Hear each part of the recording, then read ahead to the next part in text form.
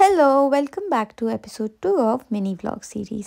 এই দিনটা খুব স্পেশাল ছিল। এই দিন আমি আমার দুটো ফ্রেন্ডের সাথে বেরিয়েছিলাম। আমরা ফার্স্টেই আইসক্রিম নিয়ে নিয়েছিলাম। আইসক্রিম নিয়ে আমরা মারিনাতে এসেছিলাম। এই দিনটা খুব সানি ছিল। এমনিতে গরম খুব একটা ছিল না, কিন্তু ওয়েদারটা এতটাই ভালো ছিল যে সবাই বাইরে পিকনিক করছিল।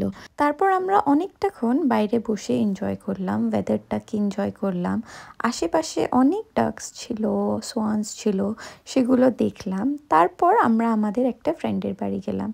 আমার এই ফ্রেন্ডের বাড়িটা ছিল 16th ফ্লোরে। এর বাড়ি থেকে আমরা পুরো ম্যানচেস্টার শহরটা দেখতে পাচ্ছিলাম, এমনকি দূরের পাহাড়ও দেখা যাচ্ছিল ওর লিভিং রুম থেকে। এবার আমরা লাঞ্চের সময় চাইনিজ হটপট বানিয়েছিলাম, যেটা আমাদের তিনজনেরই খুব পছন্দ। খাবার দাবার সেরে অনেকক্ষণ গল্প করার পর আমরা চলে গেছিলাম সানসেট দেখতে।